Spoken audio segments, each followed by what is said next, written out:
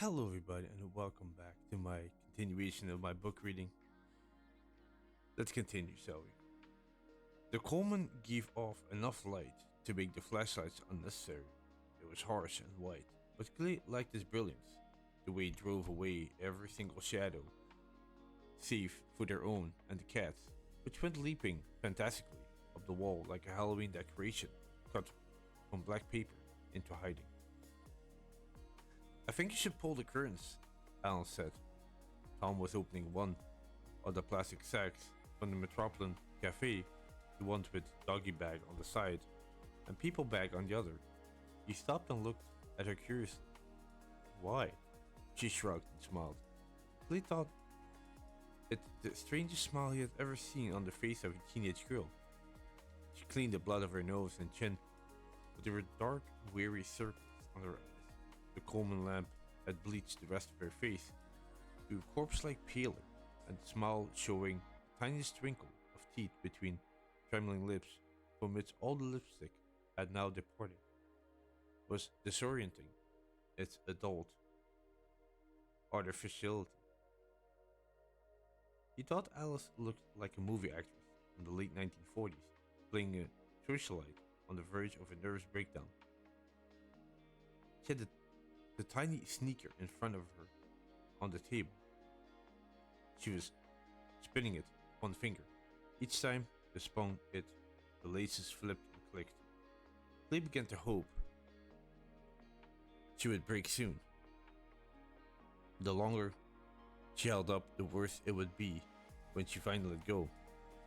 She had let some out, but not nearly enough. So far, he'd been the one to do most of the letting out. I don't think people should see we're in here, that's all, she said. She flicked the sneaker. What she had called a baby Nike, it spun. The laces flipped and clicked on Tom's highly polished table.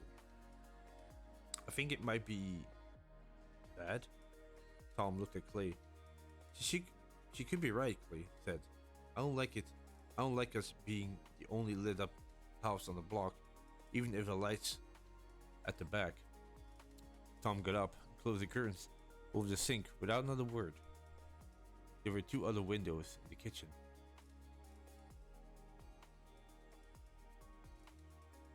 And he pulled those curtains too. He started back to the table, then changed course and closed the door between the kitchen and the hall. Alice spun the baby Nike in front of her on the table. In the harsh, unsparring glow of the Coleman lantern, Clay could see it was pink and purple, colors only a child could love. Around it went. The laces flew and clicked. Tom looked at it, frowning as he sat down, and Clay thought, tell her to take it off the table. Tell her she doesn't know where it's been, and you don't want it on your table. That should be enough to set her off. And then we can start getting this part out of the way. Tell her, I think she wants you to. I think that's why she's doing it. But Tom only took sandwiches out of the bag, roast beef and cheese, ham and cheese, and doled them out. He got a picture of iced tea from the fridge, still cold, as can be, he said.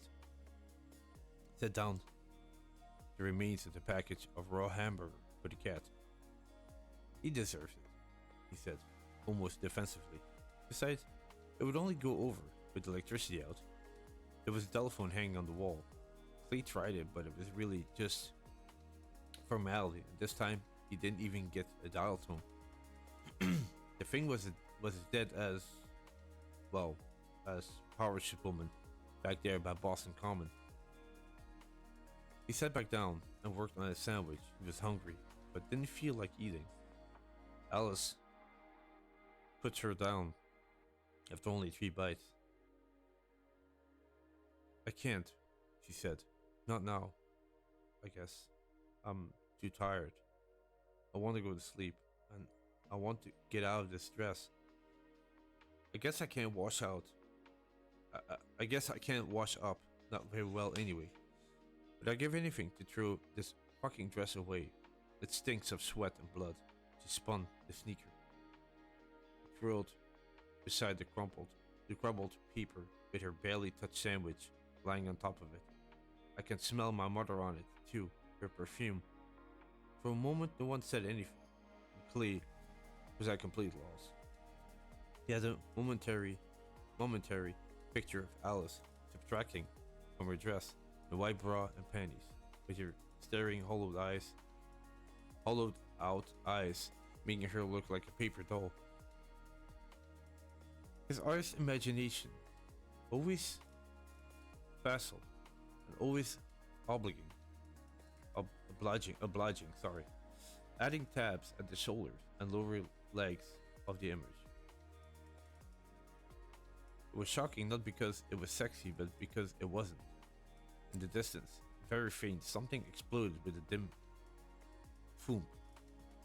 Tom broke the silence and Clay blessed him for it. I'll bet a pair of my jeans would just about fit you if you roll up the bottoms to make cuffs. He stood up. You know what? I think you even look cute in them, like Huck Finn in a girls' school production of Big River. Come upstairs. I'm going to put out some clothes for you to wear in the morning and you can spend the night in the guest room. I got plenty of pajamas, Lego pajamas. Do you want the Colemans? I guess just a flashlight will be okay. Are you sure? Yes, he said. He took one flashlight and gave her another. He looked ready to say something about the small sneaker when she picked it up, then seemed to think better of it. When he said was, you can wash too. They may not be a lot of water, but the taps will probably draw some even with the power out. And I'm sure we can spare a basinful.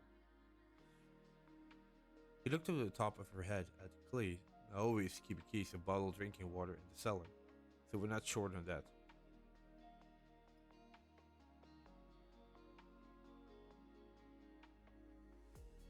Clay nodded.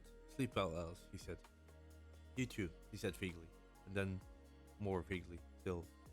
Nice meeting you. Tom opened the door for her. Your flashlight bobbed and the door shut again. Clay heard her footsteps on the stairs, then overheard. He heard running water. He waited for the chug of air in the pipes, then the flow of water stopped before the air started. A basinful, Tom said, and that was what she got. Clay also had blood and dirt on him. He wanted to wash off. He imagined Tom dead too, but he guessed there must be a bathroom on this floor too. And if Tom was as neat about his personal habits as he was about his person, the water in the toilet bowl would be clean. And there was the water in the tank as well, of course. Rafer jumped up on Tom's chair and began washing his paws excuse me, in the white light of the Coleman lantern. Even with the lantern steady low hiss, Clay could hear him purring. As far as Rafe was concerned, life was still cool. He thought of Alice twirling the small sneaker and wondered, almost idly, if it was possible for a 15-year-old girl to have a nervous breakdown. Don't be stupid, he told the cat. Of course it is. Happens all the time. They make movies of the week about it. Rafer looked at him with wise green eyes and went on licking his paw. Tell me more, those eyes seemed to say. Were you beaten as a child? Did you have zero sexual thought about your mother? I can smell my mother on it, her perfume. Alice as a paper doll with tabs sticking out of her shoulders and legs. Don't be silly, Rafer's green eyes seemed to say. Tabs go on clothes, not on the doll. What kind of artist are you? The out of work kind, he said. Just shut up. Why don't you? He closed his eyes, and that was worse. Now Rafer's green eyes floated disembodied in the dark, like the eyes of Louis Caroli's Cheshire cat. We're all mad here, dear Alice. And under the steady hiss of the Coleman lamp, he could still hear it purring. Tom was gone 50 minutes. When he came back, he brusque reached out of his chair without ceremony and took a large, convincing bite from his sandwich. She's asleep, he said. Got into a pair of my pajamas while I wait in the hall, and she dumped the dress in the trash together. I think she was out 40 seconds after her head her head hit the pillow. Throwing the dress away was what sealed the deal. I'm convinced of it. A slight pause. It did indeed smell bad. While you were gone, Clay said, I nominated Reeves President of the United States, who was elected by acclamation. Good, Tom said. Wise choice. Who voted? Millions. Everyone still sane. They sent in thought ballots? Thought ballots. Clay made his eyes very wide and tapped his temple. I can read minds. Don's chewing stopped, then began again, but slowly. You know, he said, on the circumstance, that's not really all that funny. Clay sighed, sipped some iced tea, made himself eat a little bit more of a sandwich. He told himself to think of a body gasoline, as that was what it took to get it down. No, probably not. I'm sorry. Tom tipped his own glass to him before drinking. It's alright. I appreciate the effort. Say, where's your portfolio? I left it on the porch. I wanted both hands free while we negotiated Tom McCourt hallway of death. That's alright then. Listen, Clay, I'm sorry as hell about your family. Don't worry yet, Clay said, a little harshly. There's nothing to be sorry about. But I'm really glad I ran into you. That's all I wanted to say. Same goes back, Clay said. I appreciate the quiet place to spend the night, and I'm sure Alice does too. As long as Malden doesn't get loud and burn down around our ears. Clay nodded, smiled a little bit. As long as. Did you get a creepy little shoe away from her? No, she took it to bed with her, like, I don't know, teddy bear? She'd be a lot better tomorrow if she sleeps through tonight. Do you think she will? No, Tom says. But if she wakes up scared, I'll spend the night with her. Go all in with her if that's what it takes. You know I'm safe with her, right? Yes, Clay knew that he would have been safe with her, too, but he understood what Tom was talking about. I'm going to head north tomorrow morning, as soon as it's light. It would probably be a good idea if you and Alice came with me. Tom thought about this briefly, then asked, what about her father? She said, he's, quote, very self-reliant. The biggest stated worry on his behalf was what he rolled himself for dinner. What I heard under that is that she isn't ready to know, or of course we'll have to see how she feels about it, but I'd rather keep her with us. I don't want to head west into those industrial towns. You don't want to head west at all. No, Clay admitted. He thought Tom might argue the point, but he didn't. What about tonight? Do you think we should stand the watch? Clay even considered this until now. He said, I don't know how much good it would do. If a crazy mob comes down Salem Street waving guns and torches, what can we do about it? Go down the cellar? Clay thought it over. Going down the cellar seemed awfully final to him. The bunker defense. But it was always possible. Hypothetical freeze mob on discussion would think the house deserted and go sweeping by. Better than being slaughtered in the kitchen, he supposed. Maybe after watching Alice get gang raped. I won't come to that. It won't come to that, he thought uneasily. You're getting along among hypocrisy. That's all. Freaking in the dark. It won't come to that. Except Boston was burning to the ground behind him. Liquor stores were being looted and men were beating each other bloody over aluminum keg of beer. Had already come to that. Tom meanwhile was watching him, letting him work it through. Which meant that maybe Tom already had. Rafe jumped into his lap. Tom put his sandwich down and stroked the cat's back. Tell you what, Clay said. If you get a couple of comforters, I can bundle up and why don't I spend the night out there on the porch? It's enclosed and it's darker than the street, which means that I'll likely see anyone coming before they saw me watching, especially if the ones coming from bone crazies. They didn't impress me as being into stealth. Nope, not the creep up on you type. What if people come from around and back? That's Lynn Avenue, just a block over. Clay shrugged, trying to indicate that they couldn't defend against everything, or even very much, without saying so right out loud. Alright, Tom said, after eating a little bit more of a sandwich and feeding a scrap of ham to Rafe. But you could come get me around 3. If Al hasn't woken up by then, she might sleep right through. Why don't we just see how it goes? Clay said. Listen, I don't think I know the answer to this, but you don't have a gun, do you? No, Tom said. Not even a lonely can of mace. I looked at his sandwich and then put it down.